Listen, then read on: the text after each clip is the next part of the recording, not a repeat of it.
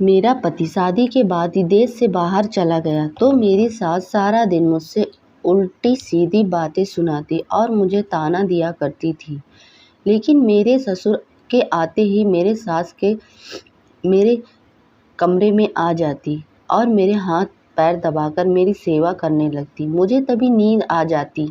सुबह होते ही जब मैं कमरे से बाहर आती तो मेरे ससुर मुझे बहुत ज़्यादा पैसे देते और कहते कि यह तुम्हारा इनाम है। मुझे उनकी यह बात पर बहुत ज़्यादा हैरत होती और मैं सोच में पड़ जाती कि किस चीज़ का इनाम है। मुझे अपनी सास पर शक हुआ तो एक दिन मैं उनके कमरे में आने से पहले ही आंखें बंद करके सोने का नाटक करने लगी। उसके बाद जो हुआ वह देखकर मेरे रोंगटे खड़े हो गए। मेरा नाम सीमा है। मैं एक गरीब घर से हूँ। हम 4 बहनें हैं। हमारा कोई भाई नहीं है और मैं सब बहनों से बड़ी थी, लेकिन मैं देखने में बहुत खूबसूरत थी। मेरी माँ बाप को बहुत ज़्यादा खुशी हुई जब मेरे घर बैठे ही मेरा रिश्ता एक अमीर घर से आ गया और उन लोगों ने दहेज की डिमांड भी नहीं की थी। बस उन्हें शादी जल्दी करनी थी। मेरे माँ बाप के पास भी कुछ नहीं था, इसलिए उन्होंने मेरी शादी बहुत अच्छी सादगी से कर दी। मेरे साथ बहुत खुशी-खुशी मुझे अपने घर लेकर आई। शादी की रात जब मेरे पति मेरे कमरे में आए तो वह मुझे बहुत ज़्यादा चुप थे। उन्होंने मुझसे कोई बात नहीं की थी और ना ही मेरी तरफ ठीक से देखा था। बस इतना कहने लगे कि मैं एक प्रैक्टिकल किस्म का इंसान हूँ। मुझे रोमांस नहीं पसंद है। मैं उनसे कुछ नहीं कहना चाहती थी। मैंने भी कहा कि समय के साथ-साथ मैं उनको जान जाऊँगी। मेरे सास और ससुर का बर्ताव मेरे साथ बहुत अच्छा था, लेकिन शादी के कुछ दिनों बाद ही मेरे पति विदेश चले गए। उनके जाने के बाद मुझे पता चला कि मेरी सास एक बहुत खतरनाक औरत है और वह सारा दिन मुझे घर का काम करवाती रहती थी। मैं सारा दिन घर के कामों में लगी रहती थी और मेरी सास ने मेरे काम में ऐप निकालना शुरू कर दी थी। यह बताओ, मेरे साथ जब शुरू हुआ, जब मेरा पति काम के लिए विदेश चला गया, मेरे पति के सामने मेरी सास मेरे साथ बहुत अच्छे से रहती थी। मेरी शादी को अभी कुछ ही महीने हुए थे और इन दिनों में से समझती गई कि मेरे ससुराल वाले बहुत संगदिल और अच्छे सूझे किस्म के इंसान हैं। मेरी सास ने मेरे पति के जाने के बाद किसी बहाने से नौकरानी को घर से निकाल दिया और कहने लगी वह सफाई से काम नहीं करती। नौकरानी के जाते ही घर की सारी जिम्मेदारी मेरे ऊपर डाल दी। मैं जब भी घर की सफाई करने लगती तो मेरी सास मुझसे कहती कि तुम ठीक से सफाई नहीं लगाई, दोबारा सफाई लगाओ। वह दिन भर मुझसे काम में लगाए रखती, लेकिन रात को जब मेरे ससुर के आने का समय होता तो वह मुझसे कहती अपने कमरे में जाओ और हाथ मुंह धो कर तैयार हो जाओ। मैं अपने कमरे में चली जाती और तैयार हो जाती और नया जोड़ा पहन लेती। मेरे ससुर के घर आते ही मेरी सास का बर्ताव मेरे साथ बिल्कुल अच्छा होता बदल जाता था। वह मुझसे कहती कि मैं तुम्हारे लिए खाना लेकर आती हूँ। जब मैं उनसे कहती आप रहने दो, मैं खुद ले लूँगी, वह मुझसे कहती कि तुम मेरी बहू नहीं बेटी हो, मैं तुम्हारे लिए खाना लेकर आती हूँ। मैं उनका यह रवैया समझ नहीं पा रही थी। मेरी सास के 2 रूप थे, एक मेरे ससुर के आने सामने और उनके जाने के बाद। दिन में वह एक जालिम सास की तरह रहती थी और शाम को जब मेरे ससुर के आने का समय होता था तो वह मेरे आगे पीछे घूमने लगती थी। मुझे चाय बनाकर देती। मैं नहीं जानती थी कि इस बात के पीछे क्या राज था, लेकिन जब यह राज मेरे सामने खुला तो मेरे पैरों तले ज़मीन निकल गई। वह मेरे ससुर के आते ही मुझ पर मेहरबान हो जाती। एक दिन तो उन्होंने ऐसा काम किया कि मैं देखकर दंग रह गई। रात को वह मेरे कमरे में आ गई और मुझसे कहने लगी, तुम बहुत थक जाती हो, सारा दिन काम करने में लगी रहती हो, लाओ मैं तुम्हारे पैर दबा दूँ। यह सुनकर तो मैं हैरान परेशान हो गई। अपनी सास को हैरत से मैं देखने लगी। मैंने कहा, नहीं, आप यह काम क्यों कर रही हैं? मुझे आपसे यह उम्मीद नहीं थी। मुझे कुछ नहीं हुआ है, मैं बिल्कुल ठीक हूँ। मैं आपसे अपने पैर नहीं दबा सकती। लेकिन उन्होंने मेरी कोई बात नहीं सुनी और मेरे पैर दबाने लगी। मुझे उनकी बात से यह बहुत शर्म महसूस हो रही थी। फिर वह तेल लेकर आ गई और मेरे पैर पर लगाने लगी। मुझे यह बात बहुत बुरा लग रहा था। मैंने उन्हें बहुत बार मना किया कि आप मेरे से बड़ी हो, मैं आपसे मालिश नहीं करवा सकती, लेकिन वह ज़बरदस्ती मेरे पैर पकड़कर उस पर तेल लगाने लगी। वह इतनी अच्छी मालिश करती थी कि कुछ ही देर में मेरी सारी थकान दूर हो जाती और गहरी नींद में मैं सो जाती थी। मैं सारी रात सोती रहती। सुबह जब मेरी आँख खुली तो मैं बहुत थकान महसूस कर रही थी। मेरा पूरा बदन दर्द कर रहा था और ऐसा महसूस हो रहा था कि मैं सारी रात बहुत मेहनत का काम की हूँ, जबकि तेल की मालिश के बाद तो सुकून मिलता है, लेकिन मेरे साथ अजीब सी हो रहा था। जब मैं कमरे से बाहर आई तो मेरे ससुर मुझे देखकर मुस्कुराने लगे। मुझे उनको देखकर बहुत हैरत हुई। मैं सोने लगी, पता नहीं यह क्यों मुस्कुरा रहे हैं। फिर जो सवाल उन्होंने मुझसे किया, यह सुनकर तो मैं दंग रह गई। वह मुझसे कहने लगे, तुम्हें रात को नींद अच्छे से आई थी? मुझे उनका यह सवाल बहुत अजीब लगा था, क्योंकि मैं तो कभी किसी से भी नींद का खराब होने की वजह शिकायत नहीं की थी। लेकिन मैं आज आहिस्ता से उनसे बात का जवाब दिया और कहा कि जी, मैं आराम से सो रही थी। यहाँ एक और अजीबोगरीब बात आज मैंने देखी थी कि मेरी सास कभी मेरे ससुर के कमरे में नहीं सोती थी, हमेशा अपने अलग कमरे में सोई थी। मैंने ससुर के पास तक बैठते हुए नहीं देखा था। उन्हें कभी एक दूसरे से बात करते भी नहीं देखा था। मेरे ससुर के काम पर जाते ही मेरे सास का बर्ताव फिर से मेरे साथ वैसा ही हो जाता था। घर के सारे काम मुझसे करवाती। मेरे ससुर के आते ही वह मेरी खिदमत करने लगती। कुछ दिनों से यही मामला हो रहा था। रोजाना मेरे सास मेरे पैर दबाती, जबरदस्ती पकड़ी और तेल लगाकर मालिश कर देती और मैं उनकी मालिश करते ही मेरी आंखों में नींद आने लगती और मैं सो जाती। मैं बहुत कोशिश करती हूँ कि मैं ना सोऊं, जागती रहूं, लेकिन मुझे समझ में नहीं आता था कि उनके मालिश करते ही मेरी क्यों आँख लग जाती है, मेरी नींद आने लगती है। मुझे समझ नहीं आता था कि मेरे साथ ऐसा क्या होता है। सारा दिन मैं थकी हुई होती हूँ, लेकिन जिस तरीके से मुझे रात को नींद आती थी, ऐसा लगता था कि मैं कोई नशा की हुई हूँ। मैं ऐसी गहरी नींद में नहीं सोती थी कि रात में एक भी मेरी आँख न खुली तो मेरी नींद तो ऐसी थी या हल्की सी आहट से भी मैं जाग जाती थी तो मेरी आँख खुल जाती थी। लेकिन जब से मेरी सास ने मेरे पैरों में तेल लगाना शुरू कर दिया था, मुझे ऐसी गहरी नींद आ रही थी कि मुझे होश नहीं रहता था कि मैं कहाँ हूँ, यहाँ मेरी ससुराल में हूँ या बहुत अजीब गरीब इत्तेफाक हो रहे थे। एक बार किसी ने बाहर का दरवाज़ा खटखटाया। मैंने जैसे ही दरवाज़ा खोला, दरवाजे के बाहर एक बच्चा फ्लावर बुग्गे लेकर खड़ा हुआ था। वह फ्लावर बुग्गे उसने मुझे दिया और कहने लगा, यह आपके लिए है। मैं उस बच्चे को देखकर मुस्कुराने लगी। मैंने सोचा कि हो सकता है यह कोई मेरी सास का जानने वाला होगा, इसलिए मैंने फ्लावर बुग्गे को उससे ले लिया। वह बच्चा चला गया। उसे बुग्गे में एक कार्ड लगा हुआ था जिस पर लिखा था, खूबसूरत लड़की के लिए खूबसूरत सा गिफ्ट, आपको चाहने वाला। यह पढ़कर मुझे झटका लगा। मैंने घबराकर वह बुग्गे वहीं पर फेंक दिया। पता नहीं यह कौन सा जिसने यह घटिया हरकत मेरे साथ की थी। मैं अपने कमरे में चली गई और कमरे का दरवाज़ा बंद कर लिया। मैंने उसे आदमी के बारे में सोचने लगी। मेरी अपनी परेशानियां खत्म नहीं हो रही थी, एक नई मुसीबत मेरे गले आ लगी थी। सुबह जब मैं अपने कमरे से बाहर आई तो मेरे पूरे बदन शरीर में दर्द हो रहा था और मुझे बहुत ज़्यादा थकान महसूस हो रही थी। मेरी आंखें बंद हो रही थी, मेरे सर में भी दर्द हो रहा था। जब मैं अपना नाश्ता बनाने के लिए किचन में जाने लगी तो मेरी सास मुझसे कहने लगी, तुम यहीं बैठो, तुम्हारे लिए नाश्ता बनाकर लाती हूँ।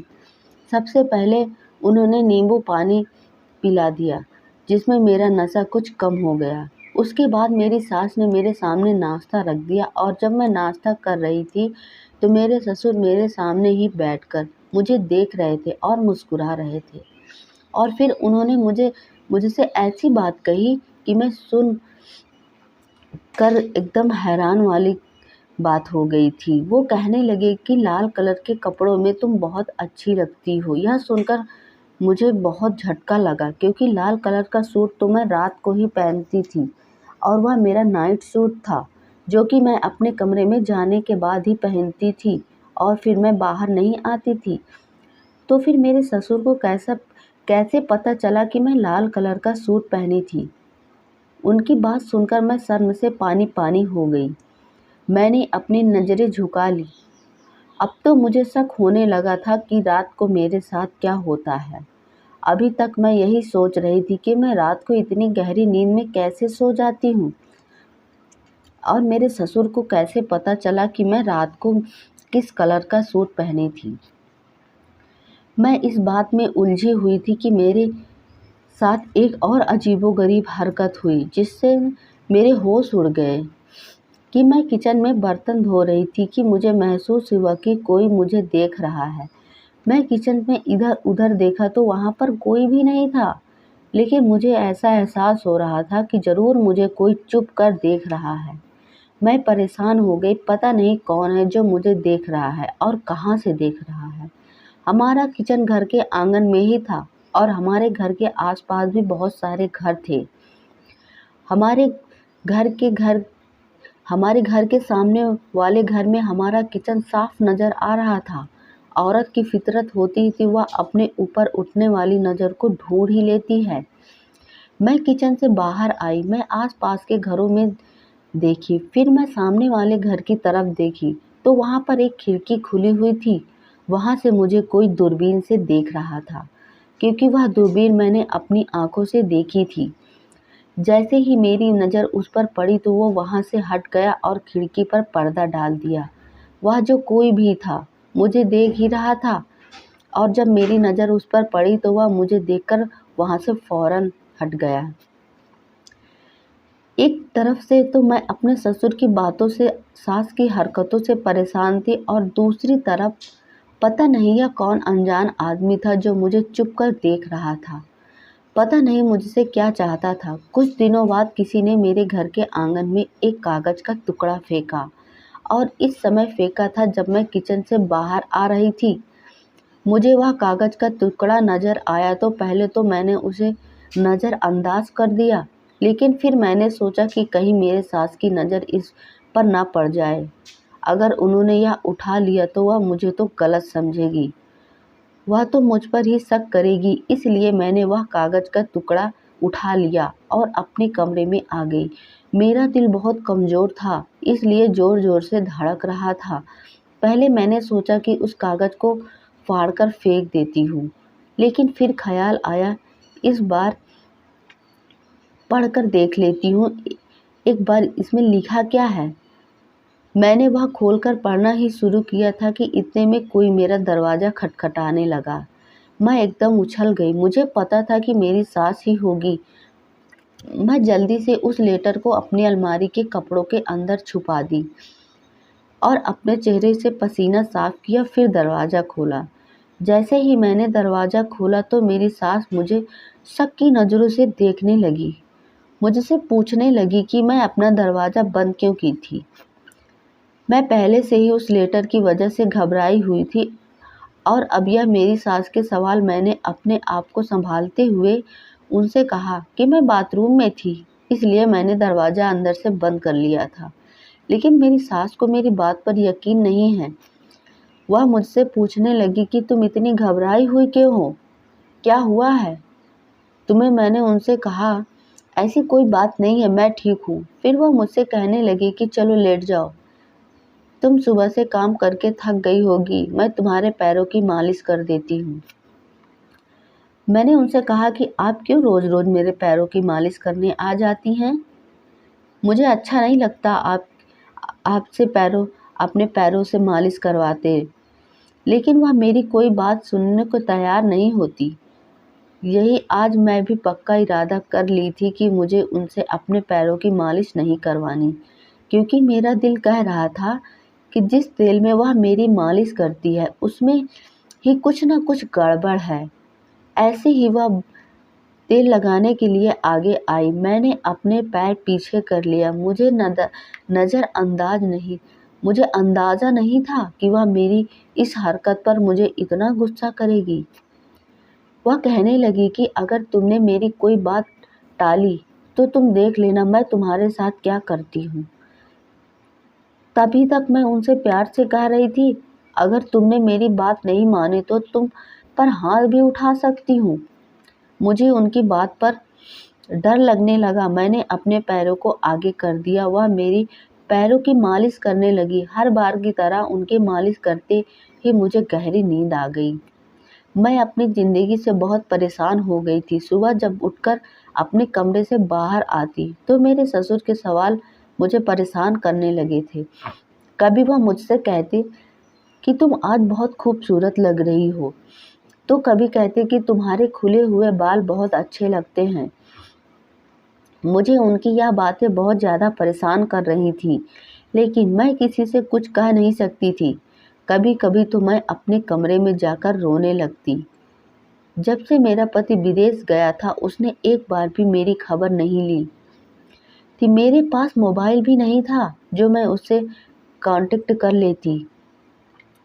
जब भी मैं अपने सास से कहती कि मेरी बात करा दो मेरे पति से, वह मुझसे कहती कि वह काम पे लगा हुआ है, अभी तुमसे बात नहीं कर सकता। मेरी शादी को 4 महीने हो चुके थे, लेकिन मेरे पति ने अभी तक एक भी बार मुझसे बात नहीं की थी। शाम को जब मैं काम से फ्री होकर अपने कमरे में आती तो सोचने लगी, पता नहीं मेरा पति कैसा इंसान है कि मुझसे बात भी नहीं करता। क्या उसे मेरा कभी ख्याल नहीं आता? यही सब सोच रही थी कि अचानक मेरे एक लेटर की याद आ गई।